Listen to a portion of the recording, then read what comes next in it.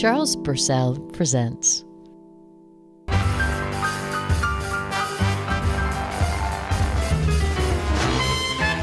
Hey, this is Charles Purcell, host of Charles Purcell Presents and also host of The Log. The Log is our weekday program, news and opinion, and these days dedicated to the revolution, the pro-democracy, anti-fascist revolution. Every episode of that program, we run out of time. It's a 30-minute show. We have enough material to talk about that could last us for hours. So what I'm going to do here on the weekend show, we're going to pick up some notes that were lost because of time. I'm also going to play some clips that were edited out of recent The Logs. So here it is. Speaking of the weekend show, if you're not in the habit of listening to it, I recommend episode 93, posted, was it last weekend or the weekend before? I forget. But Charles Purcell Presents episode 93, titled When We Win. If you're interested in the things we talk about here and in the cause, I recommend that. It was a nice little comprehensive show about what we need to do, and especially about how we can come back as a better nation after we win, after we beat fascism once again. Focusing on the resistance, although I've promised myself I'm not going to be using the word resistance as much. It's too passive. We got to think of something better. Pro-democracy. That's not exciting enough. Help me out on this one. Let me know. Some reminders. Remember, scarcity is a lie. Everything they do is based on, cutting budgets. No, scarcity is a lie created by the people who hoard things. Reminder, Dodgy isn't real. It's made up. It has no power at all. Everything they're doing is illegal, unconstitutional. Executive orders are not real. They're not law. The president has no power to make law. Read the Constitution. Don't let them fool you. He's acting like a king and issuing edicts because I guess he figures if he acts like a king, you'll think he's a king. Just like for 14 years on The Apprentice, he acted like a smart and powerful businessman, so you'd buy it. Well, he's playing the exact same game. He's just pretending to be a king until we fall for it. None of it's real. Another big reminder, as you and I have talked about, it's all one story. Don't be overwhelmed by the daily headlines. There's Musk over here, and there's the Orange Menace with his tweets over there, and there's Dodgy there, and there's Ukraine, and there's tariffs, and all these different stories. They're all the same story. It's all one story. It's a war against democracy. He wants to pretend like he's this big, strong man, along with Putin and Xi and maybe one or two others, and he thinks he can carve up the world. Elon Musk wants to be a techno-fascist monarch, which he and his billionaire buddies have written explicitly about. I mean, as I've told you before, they write their own damn books. We don't have to figure out what they want. They tell us. They hate democracy. They want to rule the world. So it's all one story. All of these different headlines. Don't let it confuse you. Every time you see a headline, just put it in that context. They hate democracy. They want to rule the world. They want all the money. It's pretty simple.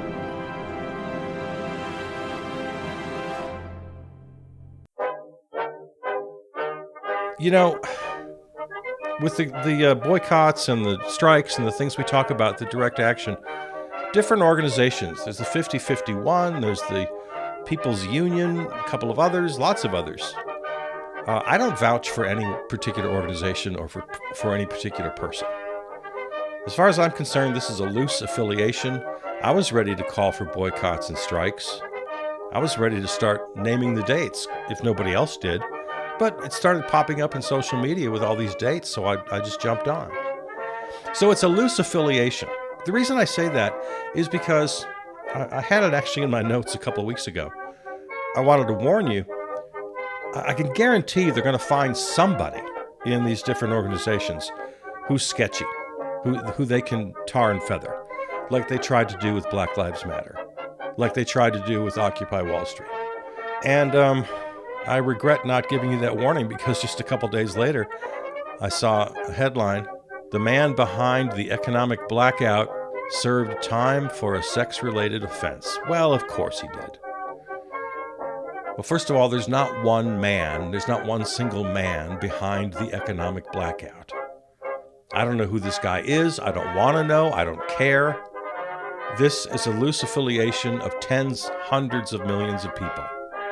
So don't let that, just ignore headlines like that. They're going to find, out of hundreds of millions of people, they're going to find somebody who's not kosher. I expected it, and then, like I said, a couple days later, there it was. So, right, I don't vouch for any organization. I don't vouch for any individual. I only speak for the cause.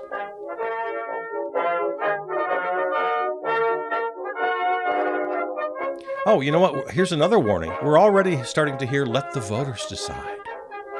Remember that tired old line? Let the voters decide? When McConnell stole Supreme Court seats, when the Republicans refused to convict on the impeachments. Every time the Republicans stand in the way of the Constitution, of democracy, they pull out that tired old line. Well, we'll just let the voters decide. Well, we're already starting to hear that again. Oh, don't worry about the current administration. No need to protest or take any direct action. There's always another election coming up. Just let the voters decide. Yeah. You're going to hear it. I've already heard it. Please ignore it. It's bullshit.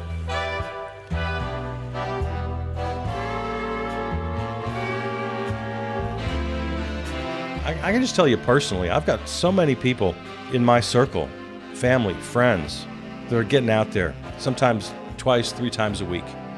They're finding events and they're going out. They're meeting up to take action. Just doing, sometimes just the office work, right? You and I have talked about all the different things we can do. I got so many people in my circle getting out there. I'm so proud of them. I'm so happy to see that.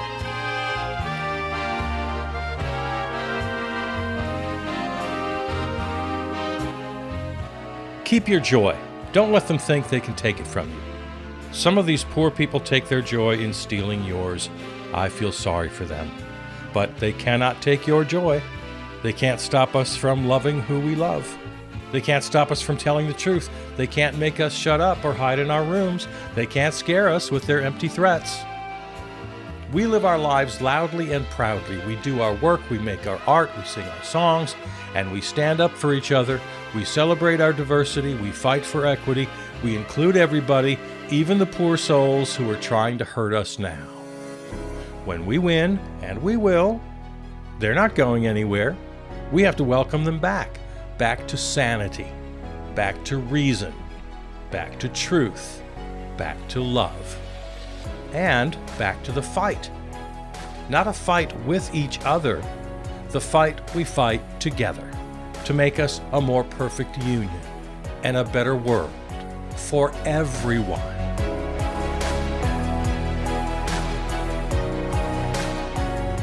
A couple of thoughts from that speech to the joint session.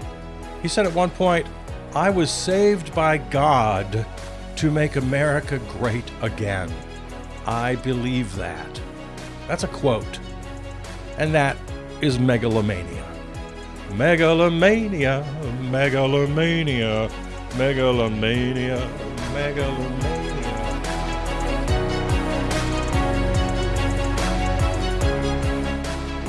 The other thing about the State of the Union, we have to get rid of that guest in the gallery thing. It's so stupid. It's so pandering. It's just total cringe. Making some kid cancer survivor get up and have everybody applaud. It's especially bad when they have families of crime victims. "Oh, she was brutally raped over and over, and her mother is here now. Give her a big hand." It's just gross.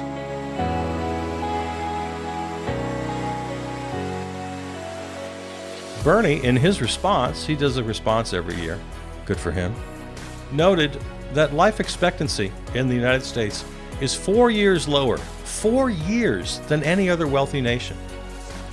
And within the United States, the bottom 50% income-wise and wealth-wise, 7 years lower life expectancy than the top 1%. So inequality is killing people.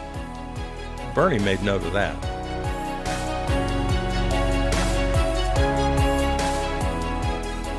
You know, he made some news in that recent State of the Union. He called Elon Musk the head of Doge, or as we call it here, Dodgy. Yeah, the courts would be very interested to hear that because there are several lawsuits about that very thing. Elon Musk was never appointed. He was never confirmed by the Senate. He can't head a department. Dodgy is not a department. There are all sorts of legal wranglings happening right now about these very questions. And the Orange Menace comes right out in the State of the Union and calls him the head of Doge. All right, okay. That's going to look good in a court filing.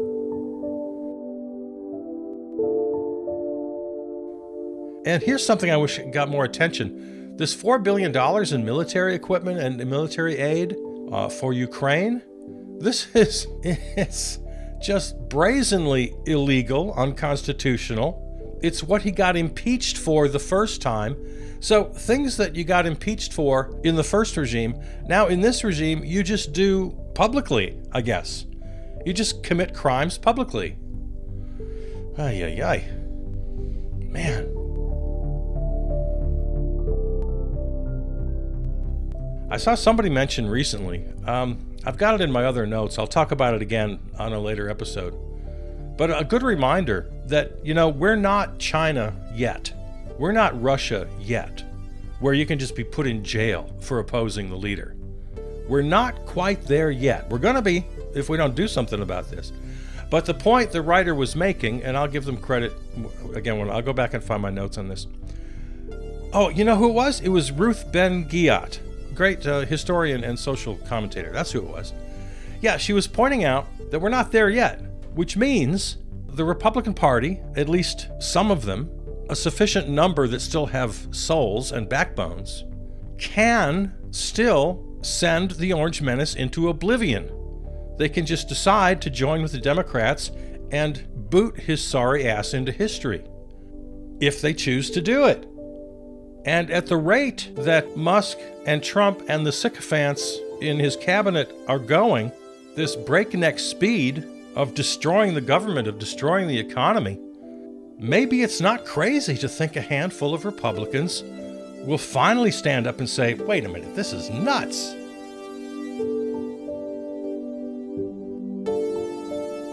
Here's what an opposition party would be doing right now.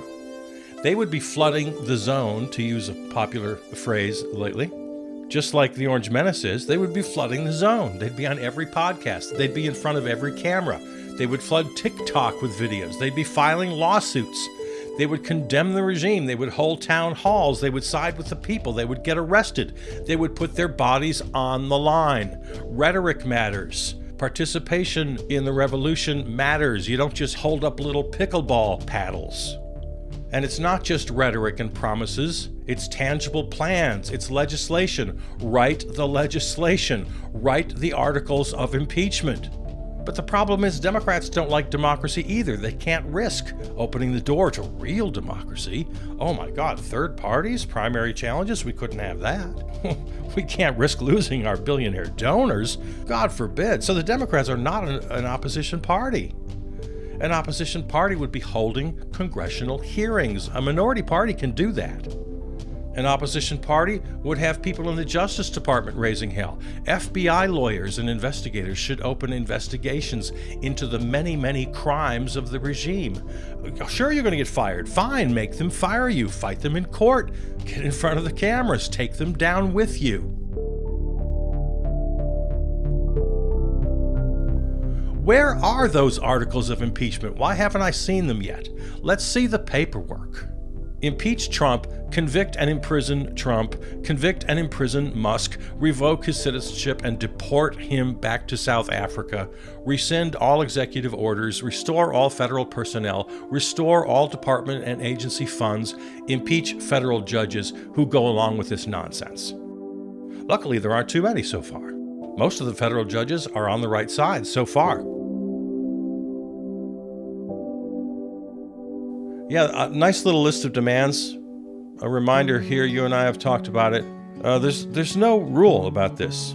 What are your demands? Think about what you're going to say if and when that reporter puts a microphone in front of your face at the next rally. What are you going to say? A good friend of mine just had a spot on the local news, a nice little interview, and a very good opportunity to speak to his community. So yeah, give that some thought.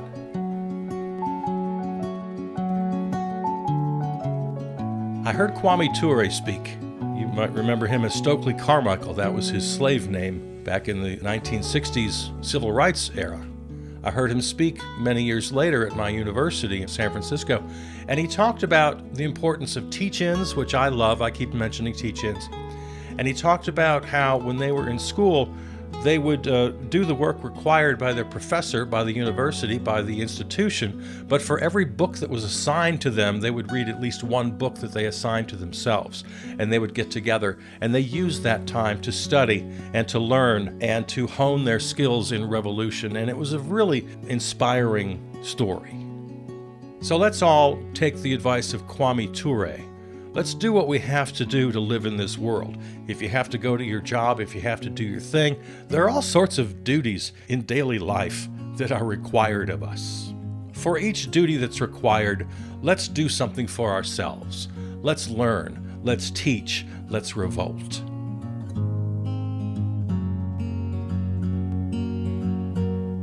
For those who are living life happily and just bouncing along in oblivion, I don't understand. Maybe it's just that painful, you don't feel like you have a choice. You're scared of the economic repercussions if you rock the boat. I don't know. But there's just so much normal happening out there. We just had the Academy Awards.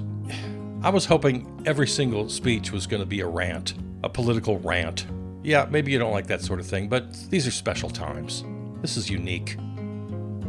After the shooting of an unarmed black man in Kenosha, Wisconsin a few years ago, my Milwaukee Bucks refused to play a game. We're coming up here on the NBA playoffs. What a stage they have. What a huge platform they have.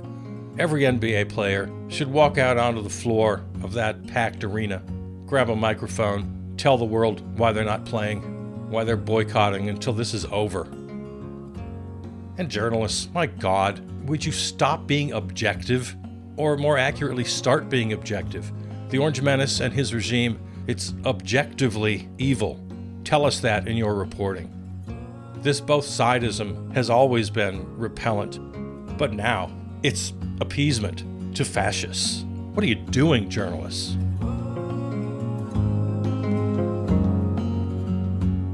Theodore Roosevelt once said, "To announce that there must be no criticism of the president, or that we are to stand by the president, right or wrong, is not only unpatriotic and servile, but is morally treasonable to the American public."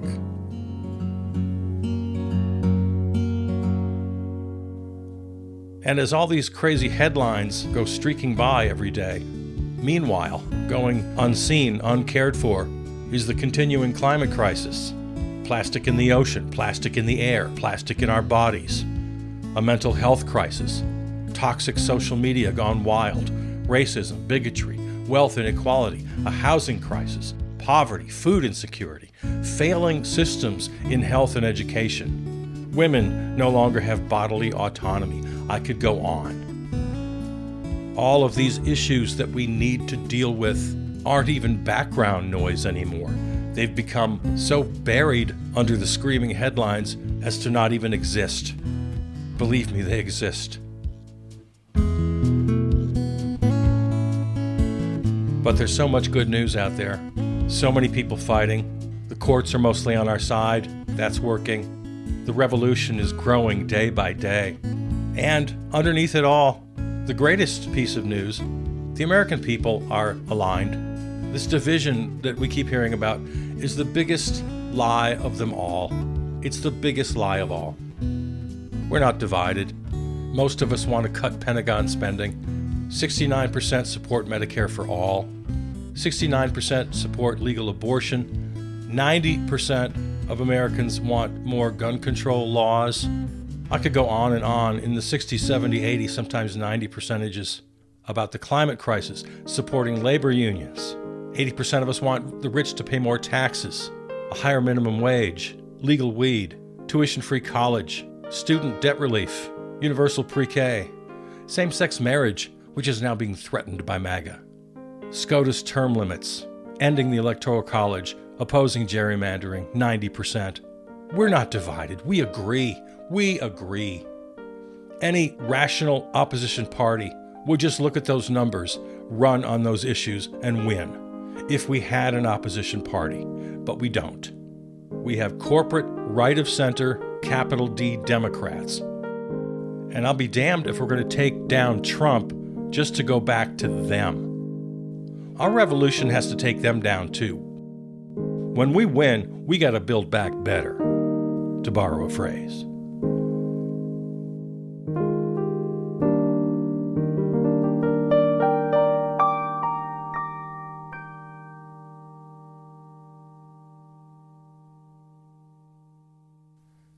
I was curious about Hungary because at the recent CPAC, the annual conservative conference they have, they're very big on Hungary. They love Viktor Orban. So I was curious. I looked up what's life like in Hungary these days. And I found several testimonials from people. And a lot of what I read talked about the good things in Hungary. It's still a nation, and if you have enough money, you can live a pretty decent life. I've talked many times on the podcast about the choice that we all have to make. Some of us are in that position to make that choice. Maybe we'll be okay. We'll be part of the ruling class. We can still have our car and our apartment and our vacations and our, some of us still think that. So I was curious, and yeah, that's exactly the case in Hungary. Many people are doing just fine. They had nothing to say about Orban or politics, or they just talked about the restaurants they liked and that they had a pretty good job and where they go to vacation. But then I came across this one. See what you think. I'll read you excerpts. Life in Hungary. Politics currently sharply divides the country. The government propaganda is strongly focused on the migrant question. There's a lot of corruption. I don't want to go into details. Thanks to our Prime Minister, Hungary is often in the news due to press freedom issues, anti-EU propaganda, etc. Nowadays, politics poison human relations. Family and friends often get into harsh disputes about it. The anti-migration propaganda strengthens the mistrust against foreigners. Protests happen and are expected in the future. So, how familiar does that sound? Corruption is rampant, obvious, and unstoppable. Yeah, that's where we're headed. Rampant, obvious, and unstoppable corruption. While a certain clique is embezzling billions, a police state is cracking down on everyday people over the most ridiculous things. Right now, there is a plan for a new legislation which would allow authorities to spy on anyone without a warrant and without even a reasonable suspicion. This includes monitoring of activities, wiretapping, covert searches, reading emails and other correspondence, and so on. Every retail business must have a cashier machine wired to the tax office so they can see every single purchase as it happens. Does any of this ring a bell for us here with Elon Musk and his Lost Boys of Dodgy inserting their own X-branded AI into the Internal Revenue Service? It can also be used to monitor so-called dissidents, which the government denies. In the meantime, judiciary ethics is also hitting an all-time low. We here in the U.S. have Pam Bondi and Kash Patel. Anybody can be convicted for anything. But also, anybody can be acquitted of the most heinous crimes if political interest dictates so. There are many recent examples. How does this parallel with what we're looking at right now? The right wing of this country loves Viktor Orban's Hungary, and this is a description of Viktor Orban's Hungary. So this is a lengthy post. I'll just skip to the end. If you come here as a tourist, you'll see marvelous architecture, taste great cuisine, and excellent wines. And you'll easily find desperate young women willing to sell the last crumbs of their self-respect for a little Western money. It's exactly as in communist times, only we have Coca-Cola now. Oh, wait, we had that back then, too. Then I don't know what's the difference. The model given to us by MAGA right wing, modern-day Hungary. That's the path we're on. We can stop it, but that's where we're going if we don't stop it. If it's not asking too much, for our information, just for illustration, tell us how you intend to run the nation. These are the laws of my administration. No one's allowed to smoke or tell a dirty joke, and whistling is forbidden. We're not allowed to tell a dirty joke. If chewing gum is chewed, the chewer is pursued, and in the hoosegow hidden. If we choose to chew, we'll be pursued. If any form of pleasure is exhibited, report to me and it will be prohibited. I'll put my foot down, so shall it be. This is the land of the free. The last man nearly ruined this place. He didn't know what to do with it. If you think this country's bad off now, just wait till I get through with it.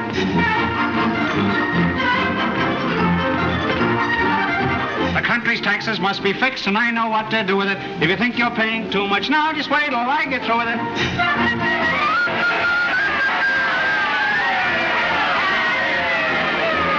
I will not stand for anything that's crooked or unfair. I'm strictly on the up and up, so everyone beware. If anyone's caught taking graft, and I don't get my share, we stand them up against the wall and pop goes the weasel. So everyone beware, who's crooked or unfair. No one mistake a bit of graft, the rest of his share. If any man should come between a husband and his bride, we find out which one she prefers by letting her decide. If she prefers the other man, the husband steps outside. We stand them up against the wall and pop goes the weasel. The husband steps outside, relinquishes his bride. They stand him up against the wall and take him for a ride. You have an appointment at the House of Representatives. Bye-bye, boys. Have fun storming the castle.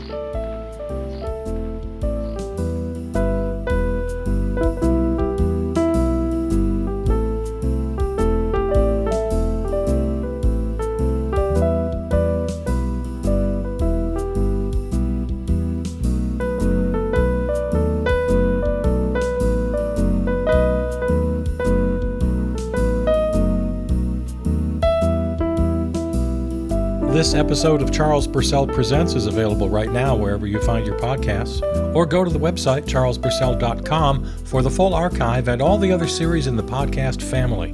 Follow me on Facebook, write to me at charlespurcell@gmail. Thanks to our flagship terrestrial station, River West Radio, riverwestradio.com. Theme music composed and performed by Peter Donalds. From the New Arts and Media Studios in Milwaukee, I'm Charles Purcell.